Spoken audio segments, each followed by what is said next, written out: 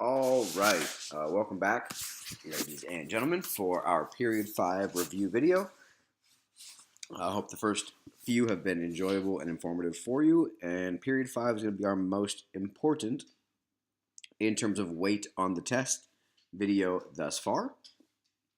And with completion of Period 5, we will be officially halfway done with the APUSH curriculum in preparation for our test. So just as a heads up, a starting point, Period 5 is going to begin with the annexation of Texas, which really restarts this period of westward expansion and territorial acquisition in 1844. With it, the Mexican-American War, the real crazy 1850s, in which sectionalism is going to increase real substantially over new territory, the idea of popular sovereignty, and Stephen Douglas being an idiot, all the way to and through the Civil War, the Union victory, and then Reconstruction. Period 5 is going to weigh approximately 13% of the AP test, and like I pointed out, is our biggest unit thus far. Cool, so let's get cracking. A couple big ideas to highlight to get your mind around as we begin. The first is, as usual in American history, new land, new problems. Every time we're going to add more territory, we're going to resurface this debate about what to do regarding slavery in that territory. Next big idea is what I titled the turbulent 1850s.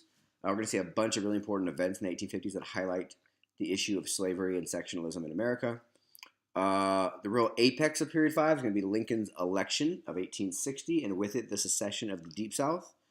Of course, the Civil War, arguably, or maybe inarguably, the most significant single event in American history in terms of shaping our nation's future. And then Reconstruction, how to put the country back together. Post-Civil War, some of the successes that are worth noting, some of the shortcomings that are definitely worth pointing out, and then also the legacies that Reconstruction leaves our country with. So, let's begin. So my first big point is new land. We're going to annex Texas, 1844, 1845, with the election of James K. Polk on this westward expansion platform. He gets elected before he even takes office. John Tyler, who we talked about in Period 4 as that president without a party, who really has done nothing in his presidency, he takes the election of Polk on this expansionist platform as a mandate from the American people that they want Texas, so he sneaks through the annexation of Texas on his way out the door. Next piece of land we acquire is post-Mexican-American War via the Treaty of Guadalupe Hidalgo in 1848. After the war is really manipulated and started by Polk baiting Mexico into a conflict, and then fighting a war really for territorial acquisition that's going to demonstrate sectionalism as well. With the Mexican-American War, we see Northern Whigs being strongly opposed to the war by pointing out correctly that it really is just an aggressive war to get territory to expand slavery. We're going to see some Southern Democrats opposed to the war, most notably John C. Calhoun, who, of course, is very pro-expansion of slavery, but he doesn't want to fight the Mexican-American War because he doesn't want all of those Mexicans to potentially become American.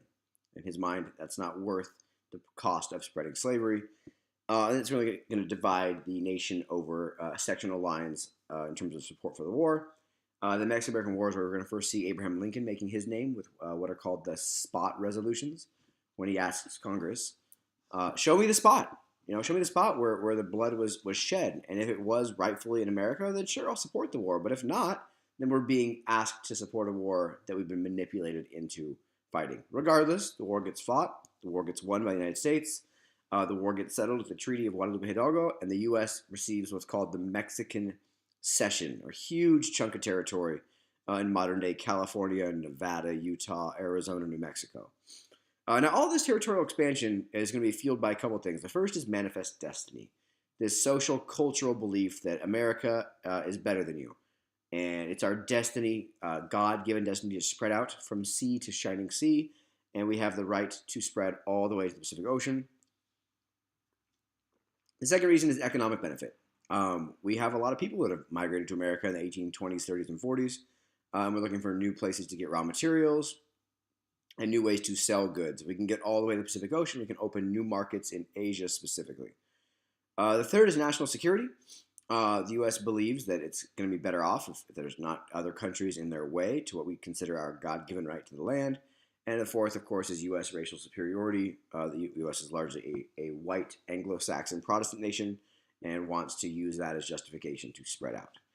So regardless of what the justification is, by 1848, we really have much of the continental United States. I'm going to go back one slide real quick and, of course, point out the Gadsden Purchase, which, as you guys know, is one of my absolute favorite purchases in American history. A small sliver of land in southern Arizona and New Mexico. And, of course, the Ostend Manifesto as well, an attempt by Southern Democrats to convince Congress to annex Cuba, to take Cuba into the nation, to make a couple new slave states out of Cuba. We'll talk about that in a little bit as well. So, as I was saying, now that we get to 1848 and then 1853 with the Gadsden Purchase, our continental 48, so our states other than Alaska and Hawaii, are complete. We have, of course, our original land granted to us at the Treaty of Paris 1783 with the war with Great Britain, the Revolutionary War, the Louisiana Purchase. Thanks, Jefferson. We have the Adams-Onis Treaty, which grants us Florida. We have the annexation of Texas, with the Mexican Cession, and we've settled our disputes with Great Britain over splitting Oregon by just dividing it in the middle. And now we have the modern continental 48 United States complete by 1848. Now, the real issue in the late 40s and throughout the 1850s is sectionalism on slavery. Northern states do not want the expansion of slavery for a couple reasons. One, there's a growing abolitionist movement who's going to argue against slavery on moral grounds, that slavery is immoral and wrong, and we should stop it. Just as important, however, are the political grounds. With each new slave state, that's 2 more votes in the Senate for slave power. And the North doesn't want that to happen. That really leads to the growth of a new party called the Free Soil Party, who isn't necessarily anti-slavery, they're anti-expansion of slavery. I think America's best when America allows for the poor and the lower classes throughout society to spread out, to access land. Land is the real resource America has to offer, and if all the land keeps getting swooped up by slave power, then America will be beholden to slave power forever. So that's the Free Soil Party, not anti-slavery, anti-expansion of slavery. We see the Wilmot Proviso, a very important act as well, in which Northern Whigs are going to attempt to propose to not allow slavery anywhere in the Mexican Cession. Of course, it fails in the Senate, where the Southern Democrats are able to vote against it. And the South, however, does want the expansion of slavery. They think they're beginning to argue that slavery is a positive good. It's good for society. It's good for the slave. We see the South as the most strongly supportive piece for the Mexican-American War and the use of popular sovereignty to argue that it's not the federal government's job to decide if slavery should spread out or not, that it should belong to the states. The real solution to all this problem is going to come through with the Compromise of 1850. In the Compromise of 1850, Henry Clay, basically on his deathbed, is going to come through with a compromise in tandem with Stephen Douglas. In the compromise, California is going to come in as a free state, which is going to tip the balance of power to free states in the Senate. Now there's more votes in the Senate for free states. The slave trade is going to be outlawed in D.C., not slavery itself, but the slave trade. Those are looked at as a win for the North. The South's going to get a new, enforceable, aggressive Fugitive Slave Act in the North to be able to recoup their escaped slaves. And in the rest of the territory, the New Mexico and Utah territories, they're going to use popular sovereignty. The people in those territories and then states are going to be able to decide for themselves if they want slavery or not. Cool. So let's take a step back in time. Missouri Compromise is 1820, which originally settles the slave issue. It's going to say that these are going to be the slave states, these are going to be the free states, and there's going to be no more slavery up here in this green unorganized territory. Now that we have new land, we have to resettle this issue, and that's the Compromise of 1850. So it's going to allow California in as a free state. It's not going to add any slave states, but it is going to open the idea of slavery here in Utah and New Mexico if the people, when they become states, decide they want to have slavery there. So it's going to open new potential territory to slavery, but not actually add any specific slave states. Now, in the 1850s, we're going to see a couple more actions that really, really matter. The first is the Kansas Act of 1854. Stephen Douglas really wants a transcontinental railroad. He really wants to go through his state of Illinois, and he needs to get Southern support for that proposal. So he proposes the Kansas-Nebraska Act to get the South on his side for his railroad. In the Kansas-Nebraska Act, we're going to see a repeal of the Missouri Compromise and an opening of the Kansas and Nebraska territories to slavery, also using popular sovereignty. Stephen Douglas doesn't think that there's going to be slavery there. He doesn't really see this problem coming, but it is a large problem. And there's a huge opposition in the North that's going to pop up in response to this act. The Kansas-Nebraska Act is actually the thing that prompts the creation of the Republican Party, which is a coalition of groups that we'll talk about in a second that are also against the expansion of slavery. So going back one to the map, it's going to take this territory here that was previously closed to slavery and open it to the potential of slavery due to popular sovereignty. Also in the 1850s, we're going to see the very important Supreme Court case under the Roger Taney Court, Dred Scott versus Sanford, in which Taney and his Supreme Court ruled that, first of all, slaves are property, and they cannot be taken away like any other property without due process or going to court. But more importantly, Congress has no right to ban slavery from the territories at all, basically ruling that the Missouri Compromise was unconstitutional in the first place, and Congress has no right at all in any territory or state to ban slavery. That should be a states' rights decision. And the final unnecessary, but done anyway, nail in the coffin with Dred Scott Sanford is Taney rules that African Americans aren't citizens or basically humans anyway, and therefore have no right to even be suing for freedom in the Supreme Court in the first place. So a super important win for the South here for slavery. And really the 1850s ends with John Brown's failed raid at Harper's Ferry, in which he attempts to incite a slave rebellion. The South says, see, this is what I've been worried about all this time, that the North is coming for our slaves. They're going to inspire all these rebellions, and they're going to take our slaves away, and this is why we need to protect them. So the 1850s are a time of a ton of tension, starting with the Compromise of 1850 and ending with John Brown's raid at Harper's Ferry. So with this Republican Party, we have our third party system. The first, of course, Federalist Democratic Republicans. The second we talked about in period 4, Democrats and Whigs. And now the third, the Republicans against the Democrats. Republicans are going to be the party of big business, big government. The Democrats are going to be the party of states' rights and smaller government. More support in the South, more support in northern cities. By 1860, with this important election, we have some important clear differences in society. It's almost like we have two different countries in one. The first is economic. The North is more based on manufacturing, free labor, industry,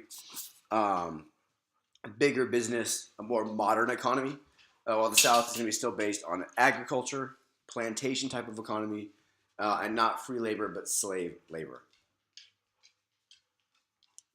Demographically speaking, there are more people in the North. The population is much, much larger in the North for a couple reasons. Reasons we've talked about even since colonization time in terms of community and family and infrastructure. But there's all the immigration that's been coming.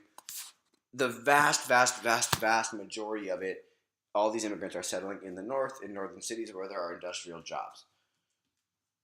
The South is going to be much fewer in population, going to be way less diversity, way less immigration, a much more homogeneous white society with slaves. And the culture is different.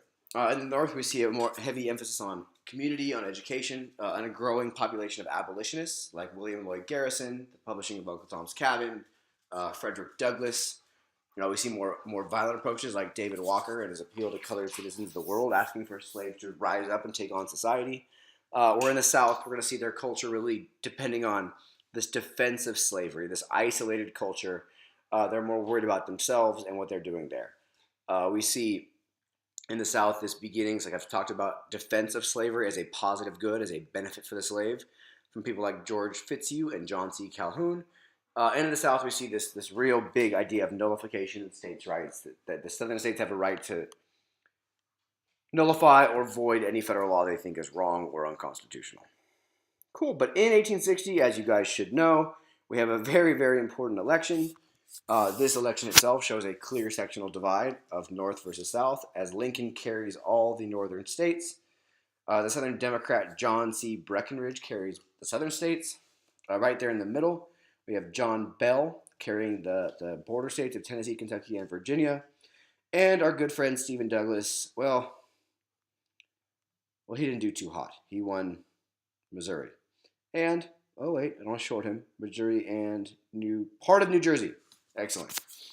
So this demonstrates that the South no longer matters politically in terms of picking a president, because Lincoln gets no votes in the South and yet still wins the presidency with plenty of electoral votes. But that's what happens when there's way more people that live in the North. So Lincoln takes office, and as soon as he's elected, basically the Deep South, these green states are going to secede or pull out of the Union.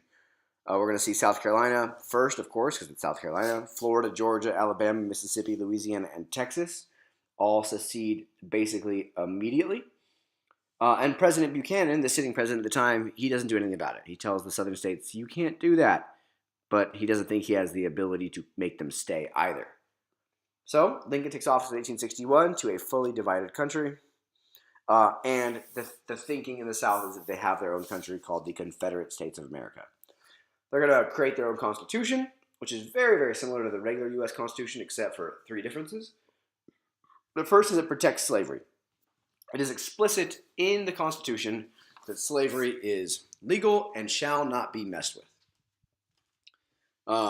It's going to protect states' rights, that states have supremacy to veto federal laws, the idea of nullification. It's going to outlaw tariffs, because they don't like tariffs, because, agriculture. And it's going to create a very weak national government. Really, it's going to look a lot like the Articles of Confederation did, since that worked out so well for the world in the 1780s. Now, this threat of secession is nothing new. Southerners have threatened to leave the Union forever.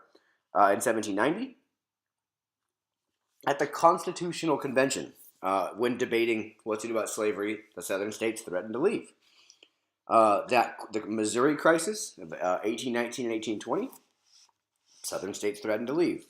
The nullification crisis under Jackson of 1831 and 1832, Southern states, well, in this case just South Carolina, threatened to leave. And the crisis over California in 1850, Southern states threatened to leave. In each case, the crisis was resolved by compromise, and many expected the same thing to happen in 1861, but this time is different. I think that this time there's really a realization that the South has lost a lot of their political power because of the Electoral College and President Lincoln, and they decide that they have had enough.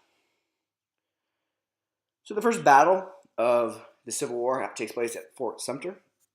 Lincoln maneuvers the South into quote-unquote starting the conflict by trying to resupply the fort, which is, of course, federal government territory in the South. The South can't let that happen, so they fire on the fort. The battle is over very quickly. Nobody dies but a horse. And now we have our Civil War.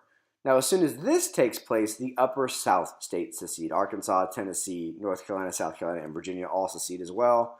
And now we have our Confederate States of America. Now, Missouri, Kentucky, West Virginia, and Delaware, Maryland are actually slave states that are going to stay in the Union. Some by choice, some by more force by Lincoln, but they're going to stay loyal throughout the war.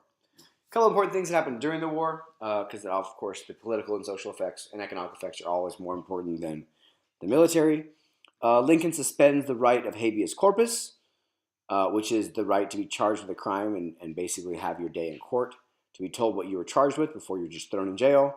Roger Taney, our states' rights favor Supreme Court justice, says you can't do that, and Lincoln just does it anyway. Related to a variety of people that are trying to agitate against the war in the North. We have a very important congressman named Vallandigham. He's a congressman. He speaks out against the war very strongly. As soon as he loses his congressional seat, he won't shut up about how anti-war he is. So Lincoln basically has him arrested and deported to the Confederate States of America. It's pretty impressive, actually. And Lincoln also limits two newspapers in New York that are publishing fake stories about the war and Lincoln. Even though they do have the freedom of the press, he argues that actually in times of war, they're using it to agitate against the war, and therefore they can be shut down, and he shuts down the freedom of the press in that case. He also, for the first time, installs conscription, or the draft. The Union armies having a hard time keeping soldiers for a variety of reasons. Early in the war, it's no problem, but a lot of them die. A lot of them have 1-year terms. And the cause of the war early on is vague. We're not fighting against anything. We're fighting to preserve or keep the Union. It's not a very moral cause necessarily. And they're going to have a hard time attracting volunteer soldiers on both sides, actually. So both sides by 1863 are going to resort to conscription or the draft.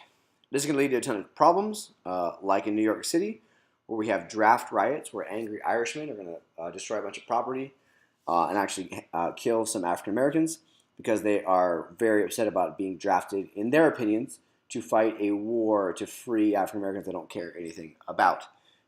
These riots are only going to increase after the Emancipation Proclamation, and people are saying, wait, I didn't sign up to fight a war for slaves. I thought I was just fighting for the country. Wait 1 second. Which actually leads me very nicely to my next slide on the Union, the Civil War, and the idea of African Americans and slaves. So Lincoln, of course, wants to end slavery, but he's having a hard time because there are these border states he needs to keep. Kentucky, Maryland, Delaware, these states, if they leave Kentucky specifically, and Ohio, where there's no slavery, but they're not necessarily in favor of fighting against slavery, he's worried that if he frees the slaves or makes actions to free the slaves, he's going to lose those border states. Also, slavery is constitutional. It's in the Constitution. With the 35th Compromise and elsewhere, Roger Taney has just interpreted that slaves are property, and you can't just get rid of people's property. That's unconstitutional. So Lincoln is tied up in not wanting to violate the Constitution or lose the border states, but he's not quite sure what to do. Also, there's a ton of racism, of course, in the North. That shouldn't surprise anybody. And Democrats, Lincoln, of course, being a Republican, but Democrats are very anti this idea because they, of course, are the party of states' rights. Finally, Lincoln also has to run for re-election in 1864, and he's worried that if he frees the slaves, he's going to potentially lose the election to a Democrat, and then nothing good will come of the fact that the war will not be settled in the right way, in his mind. However, January 1st of 1863, Lincoln issues the Emancipation Proclamation, and he justifies it by saying it's a war aim. He says, we're fighting the Confederates. They're using the slaves as resources, and we can then do it for a war purpose because it will damage the enemy militarily. It only, quote-unquote, frees the slaves in Confederate states, because Lincoln doesn't want to touch the slaves in border states and lose those states. But it does, of course, shift the focus of the war to a more focus on slavery as a cause. So the Emancipation Proclamation, of course, is issued in January 1st, 1863. It doesn't actually free any specific slaves, but it does allow the Union Army to free the slaves as they invade the South. Very important.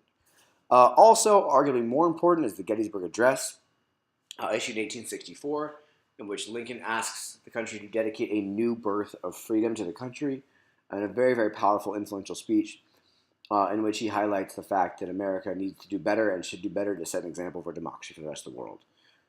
We see a couple of very important examples of African Americans demonstrating their power and ability. Most specifically, the 54th Massachusetts Regiment from the movie Glory. But like much of the rest of the world, the African American soldiers are going to be paid far less. But they do contribute 200,000 African American participants in the Civil War, as well as 37,000 African Americans who are killed or wounded. Of course, one Georgia general issues this, I think, quite amusing quote during the war, where he says, well, if slaves are going to make good soldiers, then our whole theory of slavery has been wrong. He was right. It was wrong. Also important to understand that during the war, the Southern Democrats have left the country. So the Northern Republicans take a great opportunity to pass a bunch of important legislation that is all pro-federal government authority. New tariff, the Homestead Act, which you guys should remember, the Morrill Land Grant Act, the new Pacific Railway Act, of course, going through the North, a new national bank, and then finally the 13th Amendment, which outlaws slavery. Now, Lincoln's also going to face a chunk of what are called peace Democrats that are anti-emancipation, that want to just end the war, let things go back to the way things were, let the Confederacy be the Confederacy, but let them come back in, keep their slaves, and they're going to be called Copperheads for their snake-like ability to undermine support for the war. In 1864, Lincoln's going to face one of these peace Democrats for re-election, General George McClellan. George McClellan, who was actually one of Lincoln's old generals who he has fired. So Lincoln and McClellan are going to run against each other for president in 1864. The war's still going on. McClellan promises to end the war if he's elected. Lincoln says we can't end the war until it's over. So the 1864 election really is going to be pivotal for what's going to happen with the war. Now, in the process of the election, General William Tecumseh Sherman invades the South through Georgia. Fortunately for Lincoln, he captures Atlanta right before the election, which then re-inspires support for the war, which allows Lincoln to then get reelected quite overwhelmingly. In Sherman's march to the sea, he's going to destroy supplies that the Confederate Army needs. He's going to weaken the morale of the men by ruining their hometowns and states and counties. And he really is going to rebuild the public support for the war with the election pending. This is the real event that turns people's minds on where the war is going. And then at the ballot box, they support Lincoln in 1864. Here it is. Of course, the South doesn't count because they don't get votes because they left. But Lincoln wins almost every state. We see more support, of course, from McClellan in the slaveholding border states. But Lincoln wins a very resounding electoral victory and a good chunk of the popular vote as well. So Lincoln now gets to finish the war on his terms. It ends at Appomattox Courthouse about a year and a half later. April 9th of 1865, Robert E. Lee, the Confederate general, surrenders to Ulysses S. Grant. But the idea of the Confederacy doesn't go away. There's this thinking after the war that, oh, we lost because they had more men and more manufacturing. But don't worry, we'll rise again. And there's still that thinking prevalent in Southern society. Some parts of it arguably to today. So the real reason the South loses is a lack of resources. Of course, as you guys know, the North is industrialized, the North has more people, the North has factories, the North has railroads, and the South really just doesn't. And also there's a lack of unity in the South. Eventually, the Southern middle and lower classes are going to start questioning the war effort as what are we fighting to defend slavery for when we don't even have slaves? And over time, the North wears the South down with resources and men, gradually invading an anaconda planning the South to death. And by 1865, it is over. Of course, Northern celebration is very short-lived, as just a couple days later, Lincoln is shot by John Wilkes Booth, and now we are in for the next big chunk of struggle in American history. A couple of effects of the war you guys should know. It's a political effect, and that the Northern Republicans are going to take a lot of control of the government, and are going to do so for the next couple of years with the strategy of waving the bloody shirt or waving the bloody flag. Southern political power is decimated. They are the ones that choose to leave. They have to come back in on the North's terms. And they lose a lot of political credibility, obviously, by seceding. During the war, the Northern Republicans pass a ton of legislation that's very beneficial to their policies. Big government, big bank, new railroad, big tariff, etc. Economically speaking, though, the war is expensive. And rebuilding is also very expensive. The Southern economy is destroyed. Slavery is over. The South no longer has a large monopoly on cotton for the rest of the world. And there's going to be a ton of economic turmoil in the next 30 years as the U.S. rebuilds, to some good, some bad. And social effects. Women, like every war, are going to play a huge role and are going to find themselves seeking more opportunities because of the roles they filled when the men went off to war. And the biggest social impact is the impact on African Americans. Slavery as a social system is over. Now the question is what to do next. Now, from an aftermath standpoint, this idea of extreme states' rights to the point of nullification and secession, that idea is gone. The war settles that no, you don't have the right to just secede because you feel like it, because you don't like what the federal government's doing. And the national government emerges unbroken. Right? The war is ugly, but the national government holds together. It shows the rest of the world that, yeah, we had our problems here, but democracy is going to survive. As I pointed out, nullification and secession as ideas are put to rest, are dead. And the America does survive the biggest test of democracy in American history. Here's a great cartoon that I think you should make sure you remember, pointing out this argument that really is the Union's economic ability with gold bars in the U.S. Treasury, as Lincoln is beating up old Jefferson Davis, who has some uncurrency money and Mississippi bonds and a little fish he's swinging around. So the next challenge really is, and I'll end on this, is Reconstruction. There's a whole big spectrum from the far left liberals to the far right conservative regarding Reconstruction, what to do. On the left, we're going to see guys like Thaddeus Stevens that want to punish the hell out of the South. In the middle, we're going to see guys like Ulysses S. Grant and Abraham Lincoln, who wanted to put the country back together. We're going to see the Unionists like Andrew Johnson, Lincoln's vice president, now president, who's really just worried about putting things back the way they were. We're going to see some Redeemers, all the way to the KKK, for people that want to find a way to re-subjugate African Americans.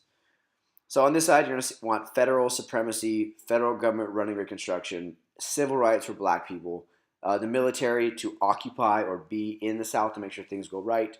And over here on the right, you're going to see the idea of going back to states' rights, reminding black people that they are second-class citizens, and what's called home rule, very important term, letting the South run itself. No federal government intervention. A big success of Reconstruction is the creation of the Freedmen's Bureau, which provides food, shelter, medicine, and education for free black and displaced white people. It's going to set up a bunch of colleges and other educational opportunities, and a very important precedent in the South for black education. And of course, it's going to be viciously attacked and ridiculed by northern racists and bitter Southerners who don't like the idea of providing handouts for the freed slaves. The Freedmen's Bureau is important in that it is a big success of Reconstruction, and it also is the first public welfare program in American history of using the government to provide resources for people. Now, the radical Republicans are going to take power from Andrew Johnson with a veto-proof majority in 1866 with people like Thaddeus Stevens and Charles Sumner.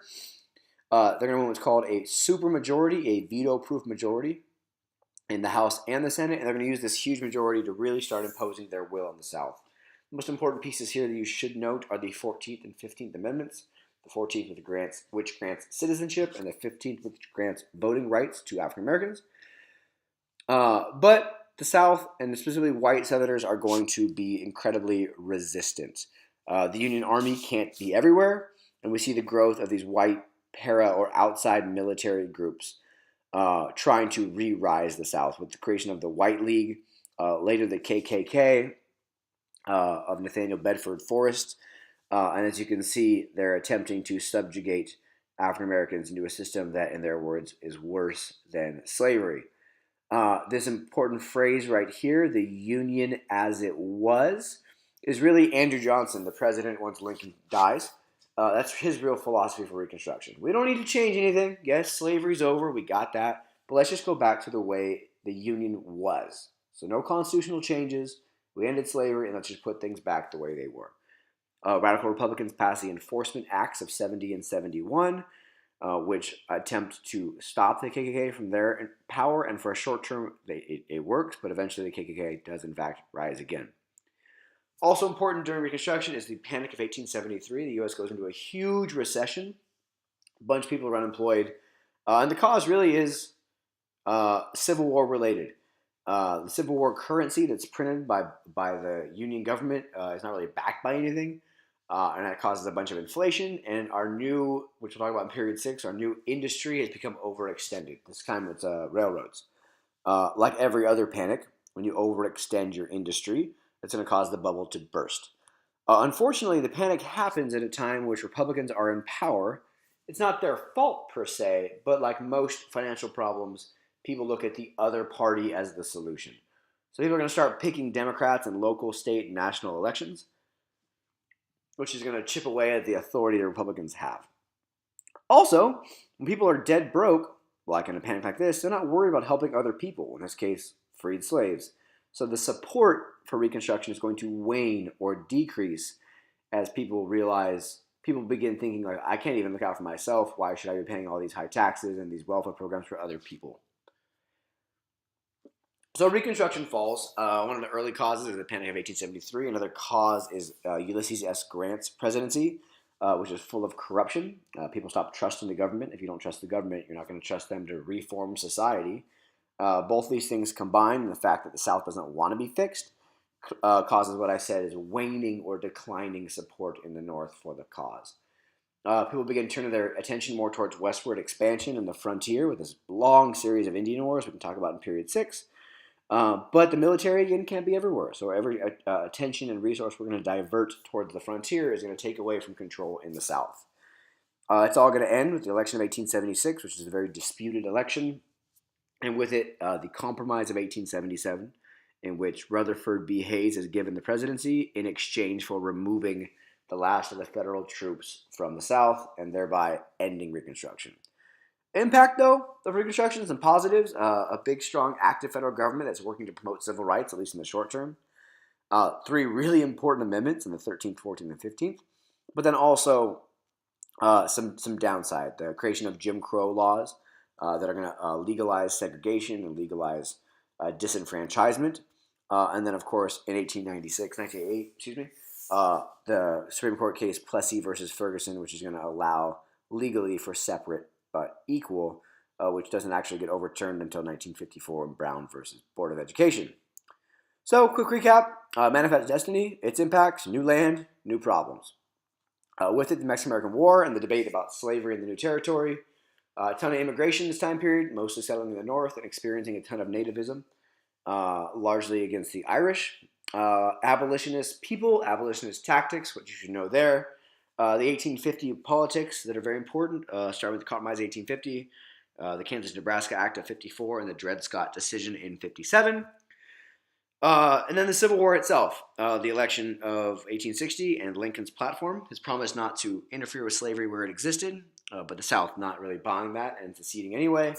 And then the Emancipation Proclamation / Gettysburg Address and how they changed the war and the war aim. You should know the Reconstruction Amendments, and you should know how Reconstruction ends, why Reconstruction ends, and what that does for society. So, thanks for watching. Of course, as always, if you have any questions, write them down, bring them to class, and I will happily discuss them with you. And I look forward to seeing you next time. Thanks, guys.